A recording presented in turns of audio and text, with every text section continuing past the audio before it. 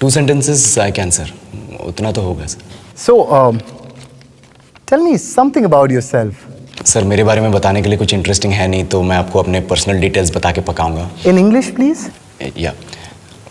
Here are my personal details. My name, my full name, my father's name, father's full name, Aadhaar card number, bank IFSC code, CVV. Sir CVV नहीं बता सकते for security purposes. And coming to my family, sir, I come from my family.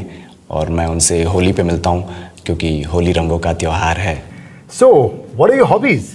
बचपन से गांड घिस घिस के मेहनत की है ताकि यहाँ तक पहुँच सकूँ, तो हॉबीज का तो सवाल ही पैदा नहीं होता sir. Could you just say that in English? I like reading, listening to music, breathing, charging my phone, more breathing. I do excretion. My favorite hobby, sir, is blinking. What are your strengths and weaknesses? Sir ये सबसे चूतिया सवाल है sir. सबसे पहले तो strength है ही नहीं. In English, please. I'm telling you. Why will I tell you my weaknesses? मैं आपको अपने स्ट्रेंथ वीकनेस के नाम पे बताऊंगा. You know, जैसे English. I'm a perfectionist. मैं वर्कोहॉलिक हूँ. मैं इनोसेंट. English. अच्छा बैंक क्या लौड़े? क्या इंग्लिश इंग्लिश इंग्लिश लगा रखा है बे? 4 साल का था मैं जब मेरे पापा जबलपुर में किसी हलवाई के यहाँ काम करते थे. खुद तो कभी स्कूल गए नहीं, इसलिए अपनी गांड घिस घिस के मुझको स्कूल में भर्ती करवाया. अब कहने के लिए तो वो इंग्लिश मीडियम स्कूल था, लेकिन साले हमारे टीचर लोग खुद हिंदी में बात करते थे. हमारे स्कूल के लड़के एक दूसरे से यो व्हाट्स अप डॉग ऐसे बात नहीं करते हैं. क्या भौंक रहा है तेरा लंडा आजकल है? ऐसे गले मिलते हैं. किसी तरह रट्टा मार मार के 10th तक पहुंचे तो पता चला कि जिंदगी में सफल होने के लिए एक ही तरीका है, और वो है इंजीनियरिंग. सब यही कहते थे. माँ बाप, टीचर लोग, गली का वॉचमैन भी हमसे पूछता था, और भैया कैसी चल रही है आपकी तैयारी? भग बेंचो, तुमको क्या करना है? इसलिए हमारे स्कूल के बच्चे हम सब पहुंच गए बकरों की तरह. मैं IIT, मैं NIT. अरे जिस बच्चे ने अपने बाप को जलेबी तलते देखा है वो तो यही सोचेगा ना कि जिंदगी में पैसा ही सब कुछ है. I did not choose this engineering life, sir, and neither did this engineering life choose me. It was shoved down my throat by my teachers while my hands were tied to my back by my friends and my parents watched in silence. और English सुनेगा तो मादरचोद तो सुन.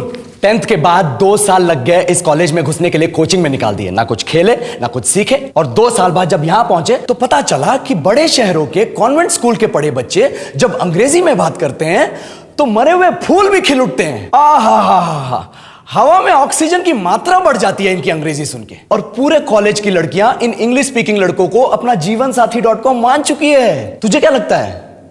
मुझे कभी लगा नहीं कि मैं अपनी अंग्रेजी पे काम करूं, अपने पर्सनालिटी पे काम करूं. बहुत लगा. ये चूतिया इंडस वैली सिविलाइजेशन का जो एजुकेशन सिस्टम बिठा के रखे हो, जिसमें हर साल में 10 सब्जेक्ट, हर सब्जेक्ट में theory, practical, viva, lab work, external, internal, majors, minors, assignment, project, thesis, गांड मार के रख लिया हमारी.